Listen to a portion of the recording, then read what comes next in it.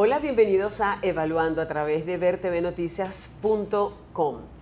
Hoy tenemos una invitada que de verdad que para mí es un honor tenerla porque ella es una dura del periodismo, es una valiente y queremos que nos hable un poquito de su faceta de madre de dos chamos, uno de 5 y una niña de 12, con un esposo fotógrafo.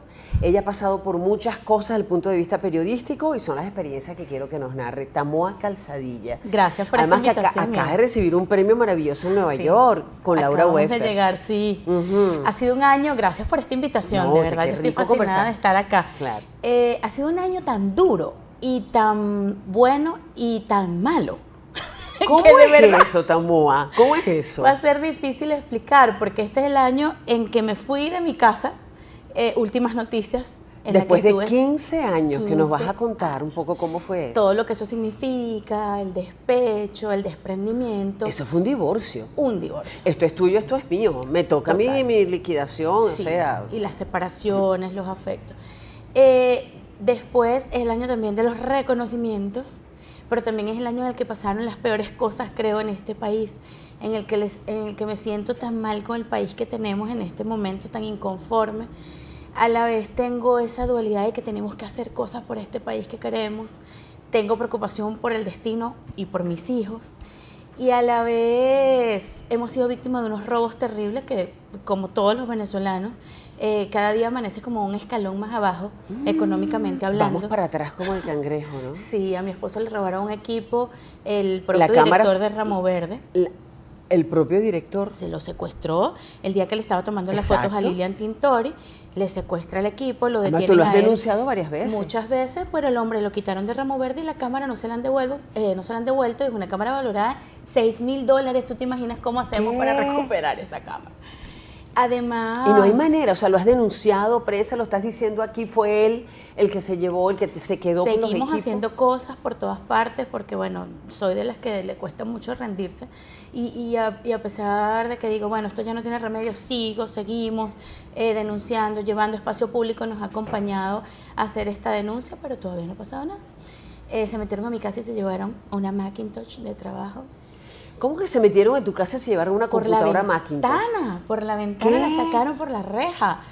Pero ya los tenían a ustedes vistos, eso Sí, estaba preparado. supongo. Sobre todo porque estamos a Calzadilla y es la información que debías tener allí. Supongo, pero bueno, al fin y al cabo son cosas materiales, yo creo Y te que acaban de robar el iPad del carro. hace 2 días me sacaron el iPad del carro. Entonces, sientes como que cada día, sobre todo económicamente hablando, amaneces en el escalón de abajo, Claro. y más abajo, y más abajo, y vas a comprar y no hay, y vas a hacer la cola, y ponen un captahuella, entonces te vas sintiendo como asfixiada. Yo me siento como muy asfixiada, pero a la vez me siento muy reconocida aquí en mi país y en otras Claro, partes. claro. Mi equipo periodístico tantas satisfacciones. Mi familia, tengo una familia bellísima, como decías, con mis hijos. Entonces, ha sido un año muy especial, muy bueno y muy malo. Muy especial porque además me decía un amigo, es que aquí los periodistas no descansamos.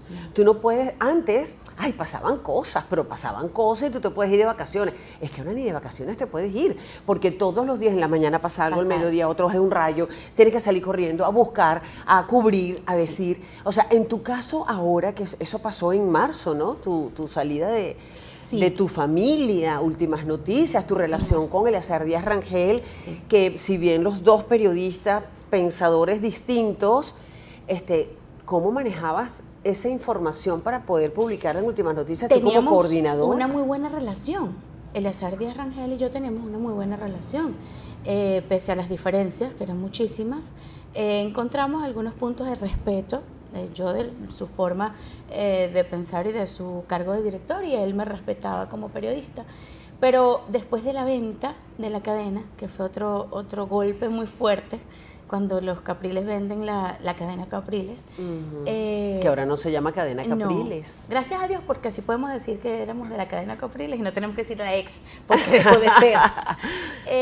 Pues se resquebrajó porque empecé a ver cómo operaba, cómo funcionaba de operador político más que periodista, cómo el periódico empezaba a dejar de ser el diario del pueblo para convertirse en el diario de propaganda oficial, cómo cada vez era más difícil ubicar la crítica y los señalamientos de corrupción en los que tanto la unidad de investigación se especializaba. Entonces, bueno, eso empezó a resquebrajarse.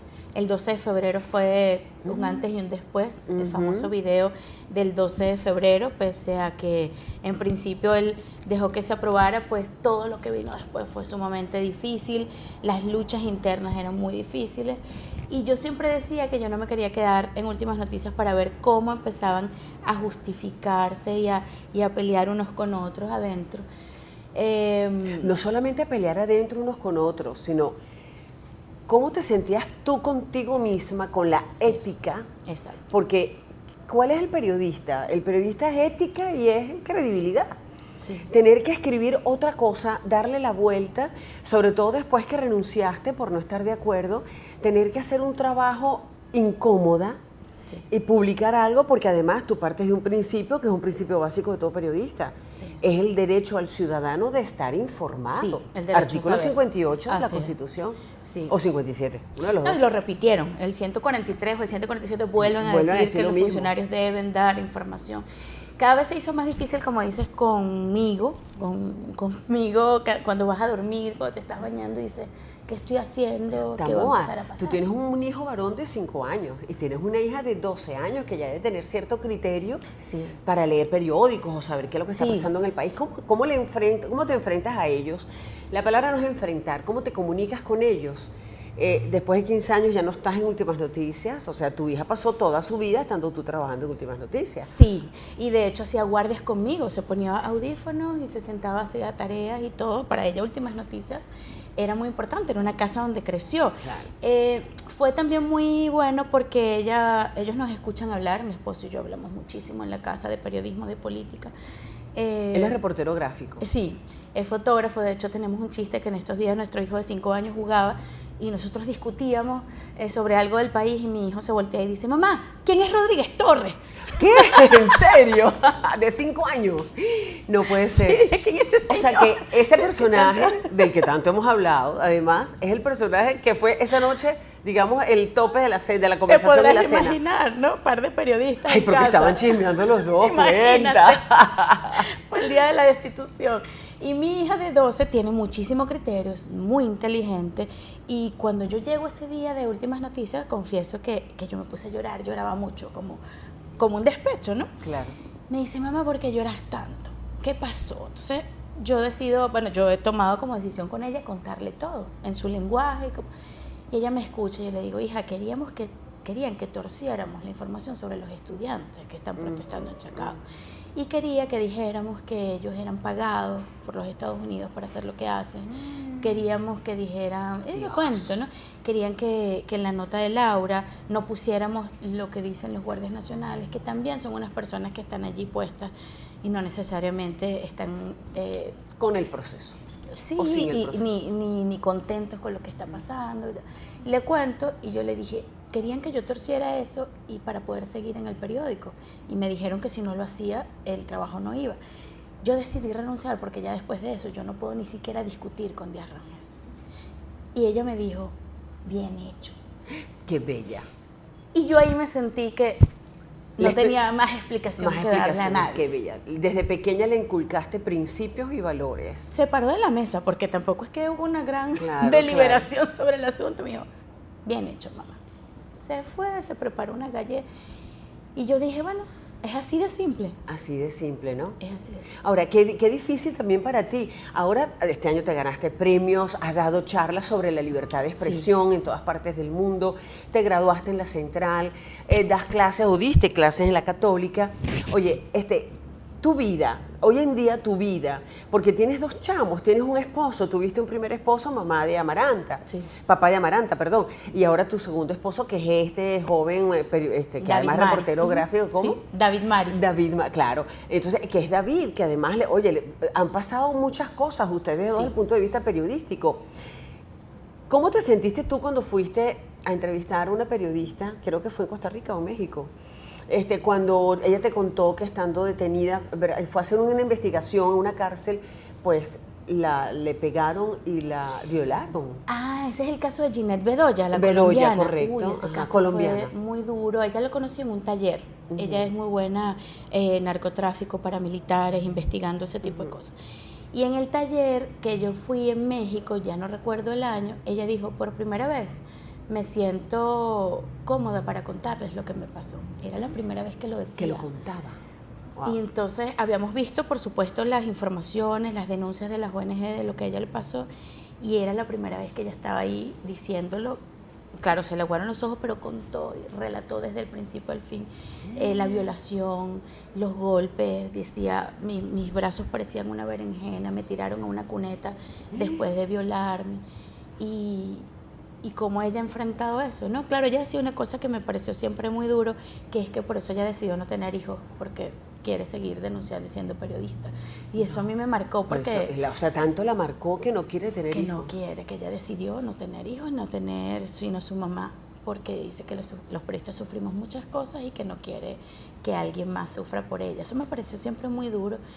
Y es una persona que admiro porque de verdad tiene una vocación de decir la verdad, de decir las cosas y de contar, que es admirable. Yo he conocido en mi carrera mucha gente a la que admiro por esa forma de llevar y de sentir el periodismo, de querer decir las cosas. Es como, en estos días me entrevistaban de O Globo y al final de la entrevista en portuñol el periodista me decía, ¿Tamo usted no tiene miedo de hacer Esa era periodismo? mi pregunta. Todo el mundo me lo pregunta. Claro, y yo que siempre ¿no digo que sientes miedo? sí tengo. Y miedo O sea, de que te pase algo y dejar a tus dos niñitos, que vayas detenida, que te pase algo físicamente, en manos de quién van a quedar tus hijos. no o sea, me ese miedo, creerán, esa pero sí inseguridad. tengo miedo. Mi ¿Ah? respuesta siempre es sí. Hay gente que dice, no, yo no tengo miedo. Sí tengo mucho miedo. ¿Y cómo Solo lo que el supera? miedo a mí me empuja hacia adelante y no hacia atrás. No te paraliza. No me Porque paraliza, el miedo todo te lo contrario, paraliza. tengo miedo de que dejemos de decir. Tengo miedo de que ese miedo nos paralice o nos haga acostumbrarnos, o nos haga hacer silencio y voltear por otro lado. Le tengo como más miedo a eso, pero claro que tengo miedo de vivir en este país con la inseguridad como está, de vivir sin reglas, sin Estado de Derecho. Claro que tengo miedo, pero todos tenemos miedo. Unos escogimos hacer una cosa, otros escogimos otra.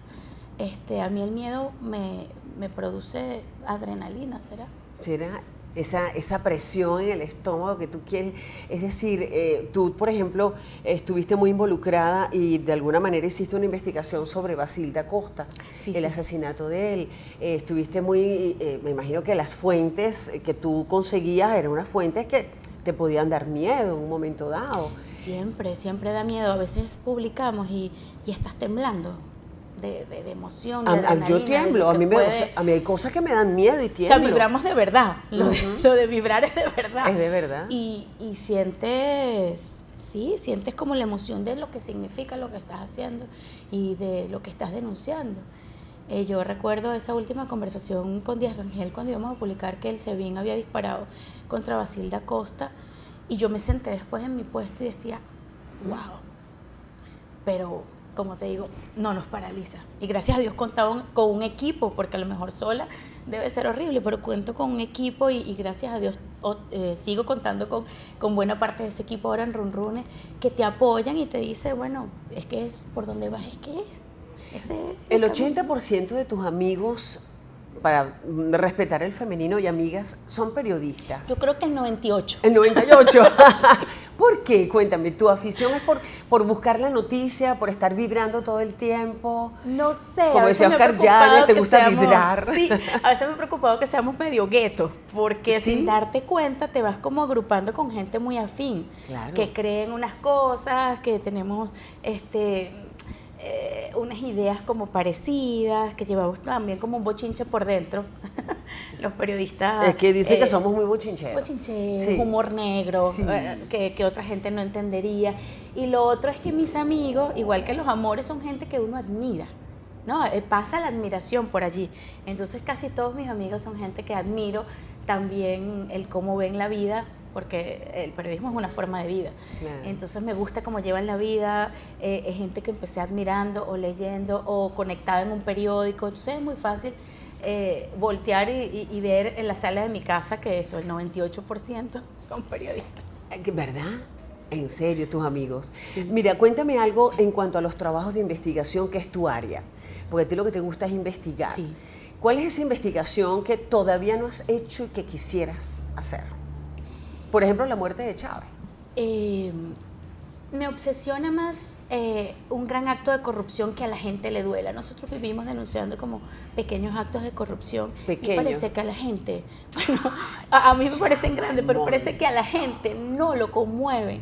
Quiero hacer ese gran caso de corrupción que haga o que provoque la renuncia de un ministro, por ejemplo. Pero fíjate algo que te voy a decir. Esos ministros, como por ejemplo, tienen mucho dinero afuera, supuestamente, presuntamente, porque no tenemos las cuentas, porque tenemos que decir presuntamente, supuestamente. ¿Cómo le entrarías tú a esa investigación? Bueno, cada día nos preocupamos los periodistas de investigación por buscar técnicas y herramientas para llegar lo más lejos que podamos llegar, como están llegando ellos, ¿no? Aquí pasa que muchas veces el periodista hace esa tarea, pero no tenemos un poder judicial que la termine. Entonces, ¿a dónde quieres llegar si no tienes el soporte de un poder judicial que diga si es verdad, es culpable? Como pasa en otros países. Como pasa en otros países. No sé, pero como eso no lo puedo controlar, controlo el periodismo que yo hago. Entonces procuro hacer cada vez mejor periodismo y contar con gente que quiera acompañarme en esta tarea hasta que algún día pase algo. Ese es el sueño que tienes entonces, hacer esa investigación. ¿Hay mucho material? Sí hay. ¿Estás trabajando en algo en ese sentido? Siempre. Siempre. Estamos. No vas a decir nombres, pero cuéntame. No, estamos. Está Edo. Ahí está el gran Edo Sanabria. Somos grandes amigos, nos Sí, conocimos en la es una cadena belleza. Capriles, sí. Ajá. Y lo he visto como llegar hasta donde está y estoy súper feliz. Le ha ido muy bien también por la parte artística. ¿Ves que todos mis amigos son periodistas? Una Casi belleza, todos. una belleza. Toda la orden, para ser amiga tuya también, que soy No, periodista. bienvenida, ya somos. Tan bella, es un honor. Ok, esa investigación entonces es uno de estos ministros. ¿Qué harías tú con eso si no cuentas con un tribunal, con un poder judicial que te pueda, no digamos apoyar, sino ejercer su labor, que es respetar la ley? Sí, seguir haciendo. Es Pero queda frustrante, bajo la es un almohada, poco frustrante. sí. Muchas veces que tienes a los culpables, lo dices, lo publicas, lo denuncias y... ¿Cómo no pasa manejas la nada. frustración? Una buena pregunta, porque muchas veces te provoca tirarlo todo y decir, bueno, sobre todo cuando ves que no solamente los poderes, sino que a la gente no la mueven algunas cosas que para mí son importantes. Por ejemplo, me preocupa que en Venezuela que no exista la separación de poderes públicos no sea un gran tema. Exactamente. Eso es un gran tema, eso es una forma incluso de definir si esto es democracia o semidemocracia o no es democracia. La separación de los poderes públicos me parece que es algo muy grave. Entonces, bueno, ¿qué hacemos con denunciarlo, con decir, con entrevistar, con demostrar si a la gente no le importa? Al final lo manejo pensando en que cada quien tiene que hacer su trabajo. Y como decía en estos días alguien que me lo preguntaba, hay que hacer periodismo que nos lean 4 gatos y que a esos 4 gatos le importa. Es verdad. Ese es el trabajo que yo escogí hacer y el que hay que seguir haciendo. Y entonces, ¿cómo ves tú el futuro de la libertad de expresión en Venezuela en estos 2 minutos que nos queda? Porque va a existir, o sea, todavía existe un poquito de libertad de expresión, pero evidentemente nos están durmiendo como las serpientes. Cada vez va ves el peor. futuro? Va peor. La palabra futuro y la palabra Venezuela, escritas en una sola línea, pues duelen. Duelen. Porque hay mucha incertidumbre y hay mucho miedo de lo que pueda pasar. Pero creo que mientras existamos 4 gatos que nos importe 5. y vamos sumando Yo me cuento. a la causa, pues tenemos cosas que hacer, ¿no? Creo que el futuro de Venezuela está en las manos de los venezolanos, no me canso de decirlo. Ves experiencias de países que la pasaron muy mal, de ciudades que fueron devastadas como Berlín, de países que tuvieron problemas y enfrentamientos que todavía incluso no superan del todo como Colombia, pero están mejor que nosotros en muchas cosas. Entonces dice, bueno, nosotros no vamos a esperar que unos colonizadores de Marte vengan y nos ayuden. Venezuela nos tiene a los venezolanos tenemos esta tarea que es reconstruir este país. ¿Te gustaría que tus hijos fuesen, ahí tienes tu premio, tus hijos fuesen periodistas también?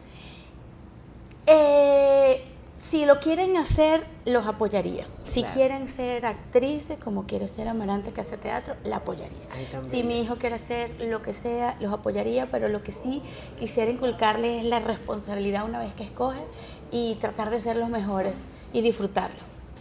Del resto, que hagan lo que quieran. Qué bella Tamoa Calzadilla, periodista, dura, valiente, no tiene, sí tiene miedo, no, sí tienes miedo, sí. sí tienes miedo, porque eres madre además, eso, no tiene que tener miedo, el miedo es libre, es Pero verdad. el miedo mueve, el miedo El también miedo te mueve a hacer cosas. Para adelante, recuperar nuestro país. Así es. Gracias, Tamoa. No, tan gracias bella. a ti, qué Estoy buen muy rato. orgullosa que hayas venido al programa, de verdad, evaluando. Yo estoy Y feliz. gracias a ustedes por estar con nosotros una vez más a través de vertvnoticias.com. Soy Eva Gutiérrez y mi Twitter es @Eva Gutiérrez. ¿Y el tuyo? @Tamoa C como Paula C. Está bien, Tamoa C. Gracias por estar de nuevo con nosotros. Gracias, Tamoa. ¡Ay, qué sabroso!